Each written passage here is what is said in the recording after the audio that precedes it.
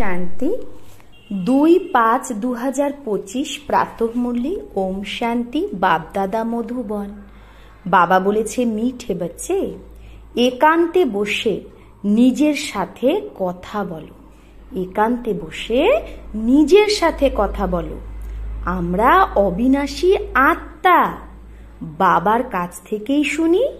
এটা প্র্যাকটিস করো। কি প্র্যাকটিস করতে হবে সারাদিনে? আমি এক অবিনাশী আত্মা, আমি বাবার কাছে শুনছি। এই প্র্যাকটিস করো। প্রশ্ন, যে বাচ্চা ইয়াদে অলবেলা, তার মুখ থেকে কোন কথা বেরোয়? যে বাচ্চা ইয়াদ বেশি করে না, অলবেলাপন ইয়াদে, তার মুখ থেকে কোন কথা বেরোয়? উত্তর, সে বলে, আমি তো শিব বাবার বাচ্চাই, আমি তো ইয়াদেই আছি। কিন্তু বাবা বলে এগুলো সব গাপোড়া, অলবেলাপন।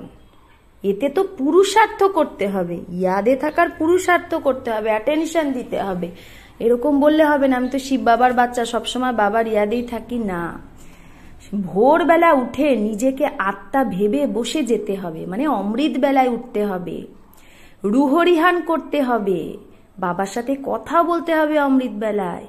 আত্মাই তো কথা বলে। এখন তোমরা দেহি অভিমানী হও, মানে আত্ম অভিমানী। দেহি অভিমানী বাচ্চারাই ইয়াদের চার্ট রাখবে। তো যে দেহি অভিমানী হবে সে কি রাখবে? ইয়াদের চার্ট রাখবে। শুধু জ্ঞানের লভার নেই লাগায়েঙ্গে, শুধু জ্ঞান দেবে না, সেই ইয়াদের চার্টটা রাখবে যে আমার ইয়াদ সারাদিনে কতক্ষণ থাকছে। গীত, মুখরা দেখলে প্রাণী। নিজের মুখটা দেখো, নিজের চেহারাটা দেখো, আমি কি সত্যযুগে যাওয়ার যোগ্য? বাবা এখানে আত্মাকে দেখতে বলছে, কতটা যোগ্য হলো। ওম শান্তি। রুহানি বাচ্চাদের বোঝানো হয় যে প্রাণ আত্মাকে বলা হয়। এখন বাবা আত্মাদের বোঝায়। এই গীত তো ভক্তি মার্গের, এটা তো শুধু তার সার বোঝানো হয়। মুখরা দেখলে প্রাণী, এটা ভক্তি মার্গের গীত, বাবা এর অর্থটা বোঝাচ্ছে। এখন তোমরা যখন এখানে বসো তো নিজেকে আত্মা ভাবো। আত্মা ভেবে আমাদের মূল ক্লাসে বসতে হবে। দেহের ভান ছেড়ে দিতে হবে। আমরা আত্মারা খুব ছোট বিন্দি। আমি এই শরীর দ্বারা পার্ট বাজাই। এই আত্মার জ্ঞান আর কারো মধ্যে নেই। এটা বাবা বোঝায়। নিজেকে আত্মা ভাবো। আমি একটা ছোট্ট আত্মা, আত্মাই সারা পার্ট বাজায় এই শরীরের দ্বারা। তো দেহ অভিমান বের হয়ে যায়। এটাই তো মেহনত। যত আত্মা ভাববো তত দেহ অভিমান চলে যাবে। আমি আত্মা এই সারা নাটকের অ্যাক্টর। উঁচু থেকে উঁচু অ্যাক্টর হলো পরম পিতা পরমাত্মা। সব থেকে উঁচু অ্যাক্টরকে পরমাত্মা। বুদ্ধিতে থাকে সেও কিন্তু এতটাই ছোট বিন্দু, তার মহিমা কত ভারী। বাবাও একটা ছোট্ট বিন্দি, কিন্তু বাবার মহিমা কত ভারী। জ্ঞানের সাগর, সুখের সাগর, কিন্তু সে কিন্তু দেখতে একটা ছোট্ট বিন্দি। আমি আত্মাও একটা ছোট্ট বিন্দি। তাই আত্মার পরমাত্মা দেখতে একই, কিন্তু পরমাত্মার মহিমা অনেক। আত্মাকে দিব্য দৃষ্টি ছাড়া দেখাই যায় না। এই নতুন নতুন কথাগুলো এখন তোমরা শুনছো। দুনিয়ার মানুষ কি জানে? তোমাদের মধ্যেও খুব অল্পজন আছে যারা যথার্থ রীতি বোঝে আর বুদ্ধিতে থাকে যে আমি আত্মা ছোট বিন্দি। সবার মনে থাকে না, বাচ্চাদের মধ্যেও। আমার বাবা এই ড্রামায় মুখ্য অ্যাক্টর। তো ড্রামায় মুখ্য অ্যাক্টরকে শিব বাবা। উঁচু থেকে উঁচু অ্যাক্টর বাবা, তারপরে ধীরে ধীরে অমুকে অমুকে আসে। তোমরা জানো বাবা জ্ঞানের সাগর, কিন্তু বাবা তো শরীর ছাড়া জ্ঞান শোনাতে পারবে না। শরীর দ্বারাই বাবা কথা বলতে পারবে। অশরীরী হলে অর্গ্যানস আলাদা হয়ে যায়। যখনই আত্মা শরীর থেকে বেরোয় তখন অর্গ্যানটা আলাদা হয়ে যায়। ভক্তি মার্গে তো দেহধারীদেরই সিমরন করে, জপে। পরম পিতা পরমাত্মার নাম, রূপ, দেশ, কালকে জানেই না। ব্যাস বলে দেয় পরমাত্মার নাম রূপ থেকে ন্যাড়া। বাবা বোঝায় ড্রামা অনুসারে তোমরা যারা নাম্বার 1 শতপ্রধান ছিলে, তোমাদেরই আবার শতপ্রধান হতে হবে। তমপ্রধান থেকে শতপ্রধান হওয়ার জন্য তোমাদের আবার এই অবস্থা মজবুত রাখতে হবে। কোন অবস্থা? শতপ্রধান হওয়ার জন্য একটাই অবস্থা মজবুত রাখতে হবে, যে আমি আত্মা, আমি আত্মা, এই শরীর দ্বারা কথা বলি, আত্মার মধ্যেই সব জ্ঞান আছে। এই জ্ঞান আর কারো বুদ্ধিতে নেই। কোন জ্ঞান? যে আমাদের আত্মায় 84 জন্মের অবিনাশী পাঠ বাজায়। এই পাঠ অবিনাশী। এটা অনেক নতুন নতুন পয়েন্ট। একান্তে বসে নিজের সাথে এইরকম কথা বলতে হবে যে আমি আত্মা, বাবার কাছে শুনছি। ধারণা আমি আত্মার মধ্যেই হয়, আমি আত্মার মধ্যেই পার্ট ভরা আছে, আমি আত্মা অবিনাশী। ইয়ে অন্দর ঘটনা চাহিয়ে, মানে ভেতরে ভেতরে এটা প্র্যাকটিস করতে হবে। আমাকে তমপ্রধান থেকে শতপ্রধান হতে হবে। দেহ অভিমানী মানুষের মধ্যে আত্মার জ্ঞানও নেই। কত বড় বড় বই নিজের কাছে রাখে, কিন্তু তাদের মধ্যে আত্মার জ্ঞানই নেই। কিন্তু অহংকার কত! এটা হলোই তমপ্রধান দুনিয়া। উঁচু থেকে উঁচু আত্মা তো কেউ নেই। তোমরা জানো এখন আমাদের তমপ্রধান থেকে শতপ্রধান হওয়ার পুরুষার্থ করতে হবে। এই কথাটাকে মনের মধ্যে একদম পাক্কা করে নিতে হবে। জ্ঞান শোনানোর জন্য তো অনেকেই আছে, জ্ঞান তো অনেকেই শোনায়, কিন্তু ইয়াদ নেই। হ্যাঁ, জ্ঞান শোনাচ্ছে কিন্তু সে বাবাকে ইয়াদ করছে না। ভেতরে সেই অন্তর্মুখতা থাকা উচিত। হ্যাঁ, অন্তর্মুখ হয়ে বাবাকে ইয়াদ করা উচিত। আমাকে বাবার ইয়াদেই তো পতিত থেকে পাবন হতে হবে। শুধু পণ্ডিত হলে চলবে না, শুধু জ্ঞান শোনালে চলবে না। এর ওপর একটা পণ্ডিতের উদাহরণও আছে। সেই পণ্ডিতের কাহিনী হলো, পণ্ডিত রোজ বলতো রাম রাম করলে সে সাগর পার হওয়া যায়। হ্যাঁ, তো সে রোজ এরকম বলতো। তো তার কাছে যে দুধ দিতে আসতো গোয়ালিনী, তার দেরি হতো রোজ। তো একদিন সে বলেছে, তো তোমার যদি দেরি হয় আমি আর তোমার থেকে দুধ নেব না।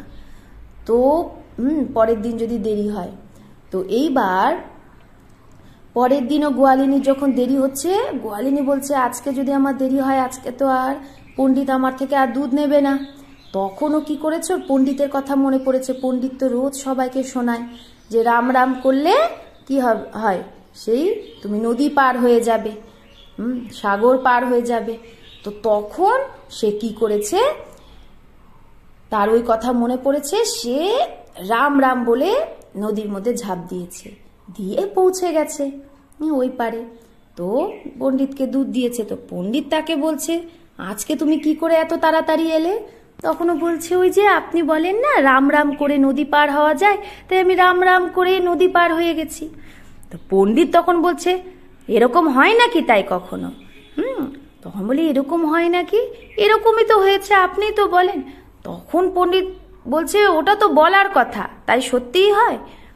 তার মানে পণ্ডিত বলছে, জ্ঞান শোনাচ্ছে, কিন্তু তার মধ্যেই সে নিশ্চয় নেই। সেরকম বাবা বলছে, এরকম পণ্ডিতের মতো হয়েও না, জ্ঞান শোনাচ্ছে অন্যকে কিন্তু নিজেই ইয়াদে নেই। তো এইরকম লাভারি নেই বাননা হে। এরকম অনেকেই আছে যারা জ্ঞান শোনায় কিন্তু যোগ নেই, বোঝায় খুব ভালো কিন্তু যোগ নেই, সারা দিন দেহ অভিমানে থাকে। না হলে বাবাকে তো চার্ট পাঠানো উচিত, আমি এই সময় ঘুম থেকে উঠি, আমি এতটা ইয়াদ করি। কিচ্ছু সমাচার দেয় না। জ্ঞানের খুব গল্প মারে, যোগ নেই, যোগ করে না। ভালে বড় বড়দেরও জ্ঞান দেয়, কিন্তু যোগে সে কাচ্চা। ভোরবেলা উঠে বাবাকে ইয়াদ করতে হবে। অমৃত বেলায়, বাবা তুমি কত মোস্ট বিলাভেড, কিভাবে এই বিচিত্র ড্রামা তৈরি আছে, এরকম কথা বলো। এই রাজকে কেউ জানে না, না আত্মাকে জানে না পরমাত্মাকে জানে। এই সময় মানুষ পশুর থেকেও খারাপ হয়ে গেছে। আমরাও এরকম ছিলাম। মায়ার রাজ্যে কত দুর্দশা হয়ে গেছে। এই জ্ঞান তোমাদের আর কেউ দিতে পারবে না বাবা ছাড়া। আর তোমরা এই জ্ঞান যে কাউকেই দিতে পারো। বলো তুমি আত্মা এখন তমপ্রধান হয়ে গেছো, তোমাকে শতপ্রধান হতে হবে। প্রথমে তো নিজেকে আত্মা ভাবো।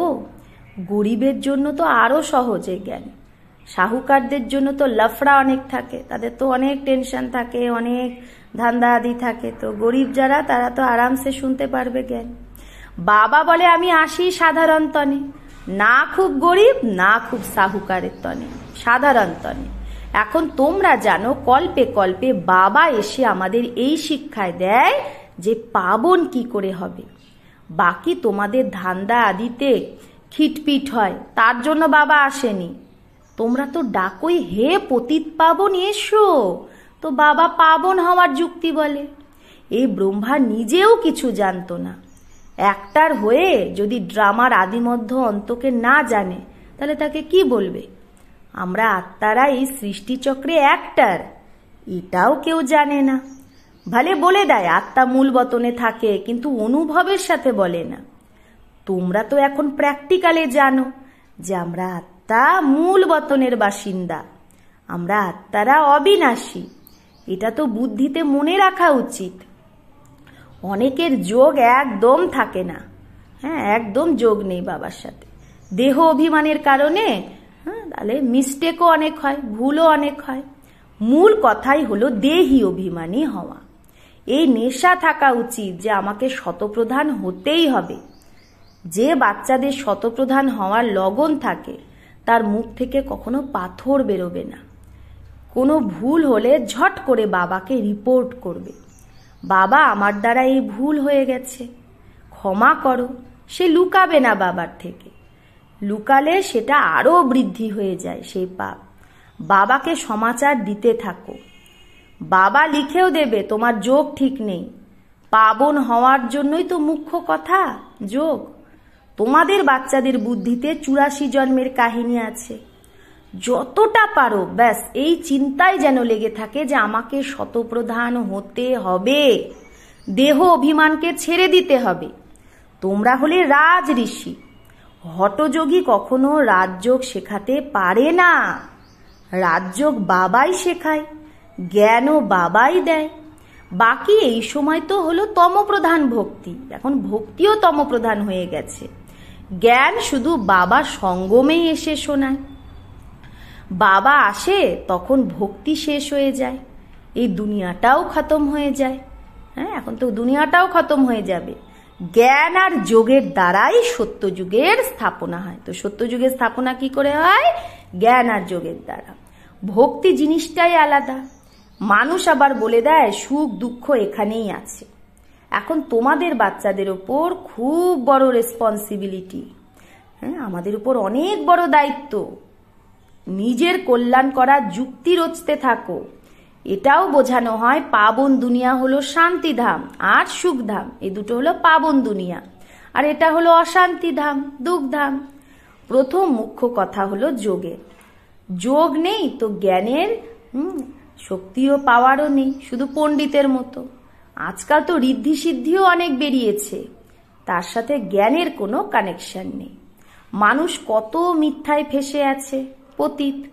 বাবা নিজে বলে আমি পতিত দুনিয়া পতিত শরীরে আসি, পাবন তো কেউ এখানে নেই। এটা তো তো বাবা বলে ব্রহ্মা তো নিজেকে ভগবান বলে না। ব্রহ্মা তো নিজেও বলে আমিও পতিত, পাবন হলে তো আমি ফরিস্তা হয়ে যাব, তোমরাও পবিত্র ফরিস্তা হয়ে যাবে। তো মূল কথা এটাই যে আমি পাবন কি করে হব। ইয়াদ খুব দরকার। যে বাচ্চা ইয়াদে অলবেলা থাকে সে বলে আমি তো শিব বাবারই বাচ্চা, ইয়াদেই থাকি। কিন্তু বাবা বলে এগুলো সব গপরা, অলবেলাপন। এতে তো পুরুষার্থ করতে হবে, ভোরবেলা উঠে নিজেকে আত্মা ভেবে বসে যেতে হবে, অমৃত বেলায় রুহরিহান করতে হবে। আত্মাই কথা বলে না। এখন তোমরা দেহি অভিমানী হও। যারই কল্যাণ করতে হবে, কল্যাণ কর্তা হে जो कोई কাছে, যে কারো কল্যাণ করে তো তার মহিমা করা হয় না। তো সেটা তো হলো দেহের মহিমা, আর বাবা হলো নিরাকার পরমাত্মা পরম পিতা, তার মহিমা। তো ইসকো ভি তুম সমঝতে হো, এগুলো তোমরাই বোঝো। এই সিঁড়ি আর কারো বুদ্ধিতে থরেই থাকবে। আমরা 84 জন্ম কিভাবে নি, নিচে নামতে থাকি। এখন তো পাপের ঘড়া ভরে গেছে, সেটা কি করে পরিষ্কার হবে? তাই বাবাকে ডাকে, তোমরা হলে পাণ্ডব সম্প্রদায়, রিলিজিও ভি পলিটিক্যাল ভি হো, আমরা ধার্মিকও আবার পলিটিক্যালও। বাবা সব রিলিজিয়ানের কথাই বোঝায়, অন্য কেউ বোঝাতে পারে না। बाकी সেই ধর্ম স্থাপন करने वाले क्या करते हैं, उनके पिछाड़ी तो औरों को भी नीचे आना पड़ता है। বাকি যারা যারা ধর্ম স্থাপন করে তারা কি করে, পরমধাম থেকে নিচে আসে, আর তাদের পিছনে পিছনে তাদের ধর্মের আত্মারাও নিচে আসে। বাকি তারা কোনো মোক্ষ থরেই দেয়? ধর্মস্থাপক কি অন্যকে মোক্ষ দেয়? মোক্ষ দেয় না, বরং তারা আরো উপর থেকে নিয়ে আসে আত্মাদেরকে। বাবাই লাস্টে এসে সবাইকে পবিত্র বানিয়ে ফেরত কোথায়, পরমধাম নিয়ে যায়। তাই সেই একজন ছাড়া আর কারো মহিমা নেই, বাবা ছাড়া আর কিসকি মহিমা নেই হ্যাঁ। ব্রহ্মারও তোমরা কোনো মহিমা করতে পারবে না, ব্রহ্মারও তো কোনো মহিমা নেই। বাবা যদি না আসতো তাহলে ব্রহ্মাই কি করত? শিব বাবা এলো জন্যই তো ব্রহ্মার মহিমা হলো। এখন বাবা তোমাদের চড়তি কলায় নিয়ে যাচ্ছে, গায়ো চড়তি কলা তেরে ভানে সর্ব কা ভলা। আমাদের যখন চড়তি কলা হবে তখন আমাদের জন্য পুরো দুনিয়ার কল্যাণ হবে। কিন্তু অর্থ মানুষ থোড়েই বোঝে, মহিমা তো অনেক করে। এখন বাবা বোঝায় আকাল তো আত্মা হে, আত্মা তো আকাল, তার এটা তাক, এই ভ্রুকুটিটা হলো আত্মার সিংহাসন। আত্মা অবিনাশী, আত্মাকে কখনো কাল খায় না। আত্মা এক শরীর ছেড়ে আর এক শরীরে পাট বাজায়, आत्मा एक शरीर छाड़े आबार और एक शरीरे जाए। बाकी लेने के लिए कोई काल आता थोड़े ही है, बाकी आत्मा के नेওয়ার জন্য কোনো কাল থোড়ে হি আসে। আমরা বলি না যমরাজা এই সেই ধরতে আসে, যমরাজা নিতে আসে, এগুলো কিচ্ছু না। আত্মা এক শরীর ছাড়ে আবার আর এক শরীর নেয়। তোমাদের কেউ শরীর ছাড়লে দুঃখ আসা উচিত না। কারো যদি মৃত্যু হয় শরীর ছাড়ে তাহলে আমরা যেন দুঃখ না পাই, কারণ ওই আত্মা তো মরেইনি। আত্মা শরীরটা ছেড়েছে আবার আর একটা শরীরে জন্ম নেবে, শরীর ছেড়ে আর একটা পাট বাজাতে গেছে। তো এটাতে রোনে কি কিয়া দরকার হে, কান্নার কি দরকার? আমরা আত্মারা ভাই ভাই, এটাও তোমরা এখন জানো। গায়ো আত্মা পরমাত্মা আলাদা ছিল অনেক কাল। কিতনে দিন আলাগ থে? 5000 বর্ষ। বাবা কোথায় এসে মিলেছে এটাও জানে না। তো বাবা আয়ে হে পরমধাম সে নিচে। তো এখন তোমরা প্রত্যেকটা কথাকে বুঝতে পারছো, हर बात की समझानी বাবা देते हैं। कब से सुनते ही आते हो, কবে থেকে আমরা এই জ্ঞান শুনছি। कोई किताब आदि थोड़े ही उठाते हैं, বাবা কি কোনো বই নেয়? শুধু রেফার করে বোঝানোর জন্য। বাপ সচ্চা তো সচ্চি রচনা রচতে हैं, বাবা সত্য তাই বাবা রচনাটাও সত্য। सच बताते हैं, সত্যি কথা বলে বাবা।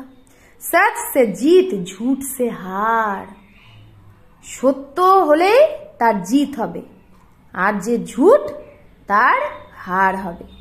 सच्चा बाप सचखंड की स्थापना करते हैं, सच्चा बाबा सचखंड की स्थापना करছে। रावण से तुमने बहुत हार खाई है, রাবণের কাছে আমরা অনেক হার খেয়েছি। ये सब खेल बना हुआ है, এটাই তো খেলা।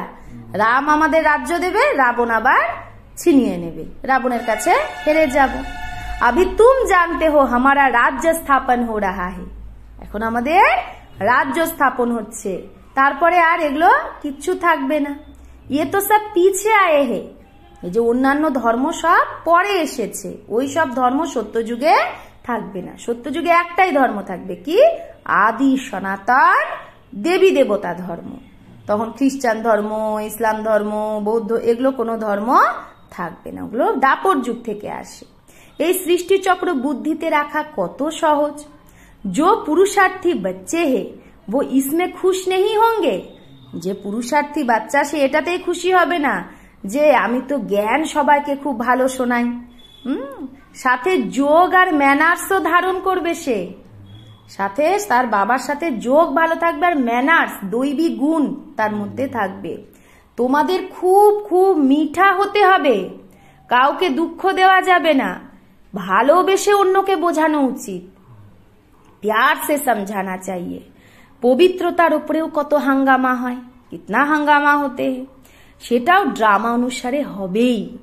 ইয়ে বানা বানায়া ড্রামা হে না, এটা ড্রামা বানানোই আছে, যেখানে অত্যাচারও হবে, এইও হবে, কিন্তু সত্যের জয় সব সময়।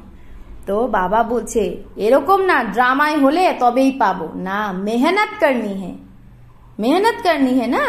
যদি মেহনত না করি, ড্রামার উপর ছেড়ে দিই, তাহলে হবে? হবে না। দেবতাদের মতো দৈবী গুণ ধারণ করনে হে। क्या धारण करने हैं? दैवी गुण। लून पानी नहीं बनना है, নোনা জল হলে চলবে না। দেখতে হবে আমি উল্টি চলন চলে বাবার ইজ্জত তো নষ্ট করি না। বাবার ইজ্জত যে নষ্ট করে সে তো উঁচু পদ পাবে না। সদ্গুরু কা নিন্দক ঠর না পায়, সদ্গুরুর নিন্দক বাদশাহী পাবে না। এটা বাবা তো সত্য বাবা, স্যার টিচার ভি হে, টিচার ও সত্য টিচার। আত্মা এখন মনে পড়ছে, আমাদের এখন সব কথা মনে পড়ছে, স্মৃতি আই হে। বাবা জ্ঞানের সাগর, সুখের সাগর, নিশ্চয় জ্ঞান দিয়ে গেছে, তবেই তো বাবার গায়ন হয়। তো ইনকি আত্মা মে কোই জ্ঞান থা ক্যা? ব্রহ্মার আত্মার মধ্যে কোনো জ্ঞান ছিল? আত্মা কি, ড্রামা কি, কেউ জানতো না। জাননা তো মনুষ্য কো হি হ্যাঁ না, তো জানবে তো মানুষই, সেটা বাবা এসেই তো জানাবে। রুদ্রযজ্ঞ রচে তো আত্মাদের পূজা করে, উনকি পূজা अच्छी বা दैवी শরীরও কি পূজা अच्छी। তো বাবা বলছে শিবের পূজা ভালো নাকি ওই দেবী দেবতার শরীরের পূজা ভালো? ये শরীর তো 5 তত্ত্ব কা হে, এই শরীরটা তো 5 তত্ত্বের, তাই এক শিব বাবার পূজাই হলো অব্যভিচারী পূজা। এখন সেই একজনের কাছেই শুনতে হবে, শিব বাবার কাছেই শুনতে হবে, আর অন্য কারো কথা শুনলে হবে না। इसलिए कहा जाता है हियर नो इविल, খারাপ জিনিস শুনো না, শুনবা তো বাবারই শোনো। Talk no evil, see no evil, গ্লানির কোনো কথা শুনোই না। মুঝ এক সে হি শুনো, আমি একজনের থেকেই শোনো। ইয়ে হে অব্যভিচারী জ্ঞান, এটাই হলো অব্যভিচারী জ্ঞান, মানে একজনের জ্ঞান। হ্যাঁ, মুখ্য কথাই হলো जब দেহ অভিমান টুটেগা তभी तुम शीतल बनेंगे। যখন আমাদের দেহ অভিমান চলে যাবে তখন আমরা কি হয়ে যাব? শীতল। बाप की याद में रहेंगे तो मुख से भी उल्टा सुल्टा बोल नहीं बोलेंगे। যখন আমরা বাবার ইয়াদে থাকবো তখন মুখ দিয়েও উল্টা সুল্টা বল বেরোবে না, কুদৃষ্টি যাবে না, দেখেও যেন কি দেখোইনি। আমাদের জ্ঞানের তৃতীয় নেত্র এখন খোলা আছে, বাবা এসে ত্রিনেত্রী ত্রিকালদর্শী বানাচ্ছে আমাদের। এখন তোমরা 3 কাল 3 লোকের জ্ঞান জানো। 3 কাল কি কি? সৃষ্টির আদি মধ্য অন্ত। আদি মানে সত্য ত্রেতা, মধ্য মানে দাপর, আর অন্ত মানে কলি, আমরা জানি। আর 3 লোক, এই যে স্থূল লোক, সূক্ষ্ম লোক আর ব্রহ্মলোক মানে পরমধাম। তো এই 3টারই জ্ঞান আছে। अच्छा, मीठे मीठे सिकिलधे बच्चों प्रति मात पिता बाप दादा का याद प्यार और गुड मॉर्निंग। रूहानी बाप की रूहानी बच्चों को नमस्ते। हम रूहानी बच्चों की रूहानी मात पिता बाप दादा को याद प्यार गुड मॉर्निंग और नमस्ते नमस्ते नमस्ते। शुक्रिया बाबा, आपको लाख लाख शुक्रिया। धारणा 1, জ্ঞান শোনানোর সাথে সাথে যোগেও থাকতে হবে, ভালো ম্যানার্স ধারণ করতে হবে, খুব মিঠা হতে হবে, মুখ থেকে কখনো পাথর বের করা যাবে না। 2, অন্তর্মুখী হয়ে একান্তে বসে নিজের সাথে নিজেই রুহরিহান করতে হবে, কথা বলতে হবে, পাবন হওয়ার যুক্তি বের করতে হবে। কি করে আমি পাবন হব? বাবাকে ইয়াদ করব, চার্ট লিখব, ভোরবেলা উঠে বাবাকে খুব ভালোবেসে ইয়াদ করতে হবে। অমৃত বেলায় উঠতে হবে, प्यार से याद करना है। বরদান, ওয়্যারলেস সেট দ্বারা বিনাশকালে অন্তিম ডাইরেকশনকে ক্যাচ যে করে ওই ভাইসলেস ভব। ভাইসলেস মানে নির্বিকারী ভব। যে ওয়্যারলেস সেট দ্বারা, ওয়্যারলেস সেট মানে ওয়্যার মানে তার, ওয়্যারলেস সেট মানে বিনা তারের দ্বারা বিনাশকালে অন্তিম ডাইরেকশনকে যে ক্যাচ করবে, বাবার সাথে যার কানেকশন ঠিক থাকবে সেই তো বাবার ডাইরেকশন লাস্টে ক্যাচ করবে। সেই ওয়াইসলেস ভব, নির্বিকারী ভব। তো যে নির্বিকারী হবে তারই বাবার সাথে যোগ থাকবে, আর যার মধ্যে বিকার ভরা থাকবে তার তো বাবার কানেকশন পাবে না। বিনাশের সময় অন্তিম ডাইরেকশনকে ক্যাচ করার জন্য ওয়াইসলেস বুদ্ধি चाहिए, निर्विकारी बुद्धि चाहिए, पवित्र बुद्धि चाहिए। जैसे वे लोग वायरलेस सेट द्वारा एक दूसरे तक आवाज पहुंचाते हैं, যেরকম ওয়্যারলেস সেট ছাড়া একজনের থেকে আরেকজন কথা বলে, একজনের সাথে আরেকজন ওয়্যারলেস যে ফোন থাকে, ইহা হে ভয়েসলেস কি ওয়্যারলেস, আর এখানে নির্বিকারীর ওয়্যারলেস। এই ওয়্যারলেস দ্বারা তোমাদের কাছে আওয়াজ আসবে, বাবা আওয়াজ পাঠাবে যে ইস সেফ স্থান পর পৌঁছ যাও, তুমি ওই সেফ স্থানে চলে যাও। যে বাচ্চা বাবার ইয়াদে থাকে সেই ভয়েসলেস হয়, নির্বিকারী। যার অশরীরী হওয়ার অভ্যাস আছে, সারা দিনে যে বারবার পরমধাম যার প্র্যাকটিস করছে, তাহলে এটাই অশরীরী হওয়ার অভ্যাস। সে বিনাশে তার বিনাশ হয় না, বরং স্বেচ্ছায় সে শরীর ছাড়বে। আমি আত্মা এই শরীর থেকে বেরোলাম, তার জন্য বাবার সাথে কানেকশন ঠিক রাখতে হবে। স্লোগান, যোগ को किनारे कर कर्म में बिजी हो जाना यही अलबेलापन है।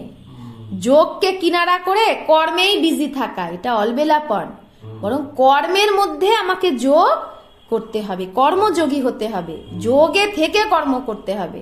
আর আমরা বলি যে আগে কাজ করে নি তারপরে যোগ করব, তাহলে যোগকে আলাদা করে রেখে কর্ম করা, এটা অলবেলাপন। अव्यक्त इशारा, रूहानी रॉयल्टी और प्योरिटी की पर्सनालिटी धारण करो। प्योरिटी की रॉयल्टी अर्थात एकव्रता बनना। प्योरिटी रॉयल्टी माने एक व्रता हवा, एक व्रता माने एक बाबा दूसरा ना कोई, एक बाबा और क्यों ना। इस ब्राह्मण जीवन में संपूर्ण पावन बनने के लिए एक व्रता का पाठ पक्का कर लो।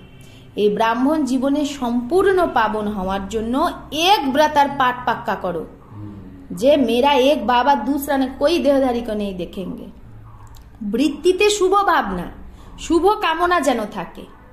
দৃষ্টি দ্বারা প্রত্যেককে আত্মিক রূপে বা ফরিস্তা রূপে দেখো। বৃত্তিতে শুভ ভাবনা, শুভ কামনা সবার প্রতি রাখো। দৃষ্টিতে সবার প্রতি আত্মিক দৃষ্টি বা ফরিস্তার দৃষ্টি রাখো, সবাইকে দেখো ওইভাবে। কর্ম দ্বারা প্রত্যেক আত্মাকে সুখ দাও আর সুখ নাও। কর্ম দ্বারা প্রত্যেক আত্মাকে সুখ দাও আর সুখ নাও। कोई दुख दे, गाली दे, इंसल्ट करे, কেউ তোমাকে দুঃখ দিক, গালি দিক, ইনসাল্ট করুক, তো তুমি সহনশীল দেবী, সহনশীল দেব বন যাও। তুমি সহনশীল দেবী দেবতা হয়ে যাও, তুমি সহ্য করো, কিন্তু তাও তুমি খারাপ কথা বলো না। আচ্ছা, ওম শান্তি। শান্তি।